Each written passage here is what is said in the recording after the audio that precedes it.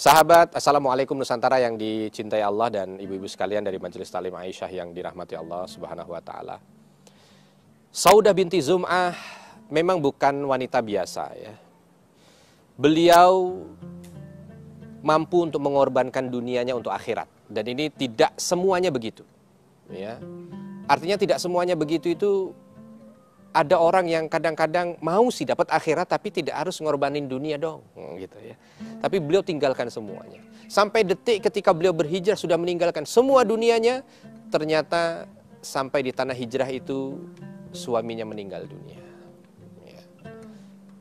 Tentu bukan di daerahnya, bukan di kampungnya, dalam kondisi ya seolah terusir gitu ya, di pengungsian tiba-tiba suami meninggal dunia.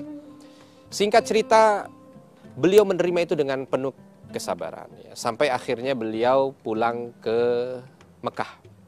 Karena memang fase hijrahnya Habasyah sudah selesai, pulang ke Mekah. Di Mekah tambah dahsyat lagi.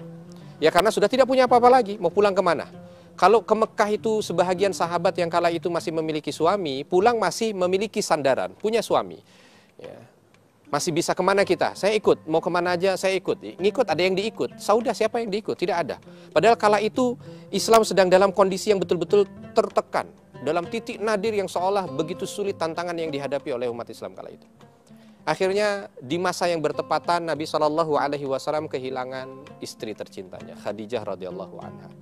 Tidak lama dari itu para sahabat melihat bahwa Nabi punya kebutuhan yang harus dipenuhi oleh seorang istri gitu ya. Maka Nabi SAW ditawari. Kala itu ada datang seorang sahabiah wanita ya, Khawlah binti Hakim, datang kepada Nabi menyampaikan, wahai Rasulullah, masamu ini bukan ringan, kau masih punya anak-anak yang harus diurus oleh ibu. Dakwah juga masih dalam posisi yang begitu berat ya, harus memiliki pendamping yang menguatkan engkau. Maka alangkah baiknya kalau engkau menikah. Ada beberapa pilihan yang disampaikan untuk Nabi SAW dan akhirnya dipilih Saudah binti Zum'ah. Menikahlah. Kala itu menjadi buah bibir ya buat orang-orang Arab. Bagaimana seorang wanita tua jelek, nah gitu ya. Ini dalam pandangan manusia, tapi dari segi keimanan beliau tidak jelek sama sekali ya.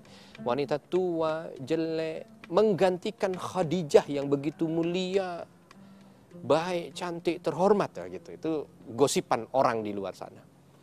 Pelajaran yang ingin Nabi SAW sampaikan pada kita walau tidak terucap oleh Nabi SAW bahwa Nabi SAW itu tidak sekedar ketika beliau itu menikahi seseorang hanya murni karena menginginkan kecantikan. Berbeda 180 derajat dengan mungkin para penguasa, para raja, para pembesar yang kala itu banyak istrinya tapi dipilih dari setiap kampung. Yang paling muda, kampung ini juga yang paling muda, kampung ini yang paling muda, kampung ini. Pokoknya semua begitu. Nabi seolah membalikkan itu semua. Yang beliau ambil bukan perkara hanya sekedar ingin memuaskan nafsu, tetapi ada cerita di balik itu. Bahasa Inggrisnya apa? Cerita di balik. Story behind. Gitu ya. Ada sesuatu di balik itu yang ingin diungkapkan. Nabi menikahi beliau karena Nabi membayangkan betapa sulitnya menjadi seorang wanita yang sudah mengorbankan segala sesuatunya untuk agama ini.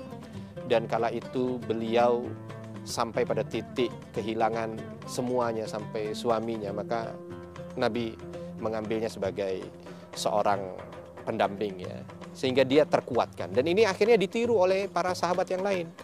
Dulu para panglima perang itu kalau mau menikahi seseorang, panglima perang sebelum Islam dan bukan Islam ya mengambil mana dari perang ini yang bisa dikalahkan, lalu diambil yang paling cantik, diambil paling cantik, diambil ya, hanya sekedar begitu saja. Tapi selepas ini seolah dunia ini dibuka matanya oleh Nabi SAW. Kalau ingin menikahi seseorang bukan hanya sekedar mencari sebuah nilai untuk kita pribadi, tetapi ada nilai yang juga diterima oleh dia gitu ya. Maka setelah ini menjadi satu nilai yang dianut oleh para sahabat sekalian.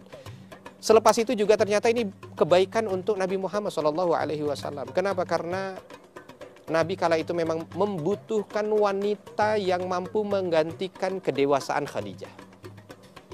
Anak beliau 4, Zainab, Ruqayyah, Ummu Kulthum, Fatimah. yang usianya memang relatif. Fatimah saja masih 5 tahun usianya, masih 5 tahun. Jadi betul-betul membutuhkan sosok ibu, ya, agar mampu menjadi penyeimbang bagi Nabi Shallallahu Alaihi Wasallam. Dan ternyata pilihan ini tepat gitu. Anak-anaknya merasa betul-betul terwakili dengan adanya Saudah di sana. Bisa memberikan kasih sayang yang mungkin selama ini sempat hilang, sempat miss. Ya, bisa memberikan kebaikan yang luar biasa. Nabi pun bisa di masa kritis gitu ya, kan 3 tahun sebelum hijrah itu masa kritis gitu. Nah, disinilah Saudah mampu untuk memberikan support kekuatan. Selepas diusir dari Taif, bukan masa ringan, Saudah ada di sebelahnya. Lalu setelah itu mendapatkan mukjizat Isra dan Mi'raj. Pulang dari Isra dan Mi'raj itu berbagai macam bentuk ya cercaan, hinaan bagi Nabi makin menjadi. Saudah ada di sebelahnya. Ya, bahkan ketika detik-detik menjelang hijrah, antara berangkat tidak, bagaimana ini dan lain sebagainya, semua orang bahkan sampai ada satu kesepakatan ingin membunuh Nabi. Kala itu Saudah yang ada di sebelah Nabi Shallallahu Alaihi Wasallam. Tentu fase ini Allah kirim Saudah memang betul-betul tepat ya, karena dengan walau usia beliau tua, tapi justru dari tuanya ini mampu lebih dewasa dan memberikan arahan untuk Nabi Shallallahu Alaihi Wasallam. Lalu bagaimana Saudah di antara istri Nabi yang lain setelah hijrah Nabi ke Madinah? Insya Allah kita akan lanjutkan pada segmen berikutnya.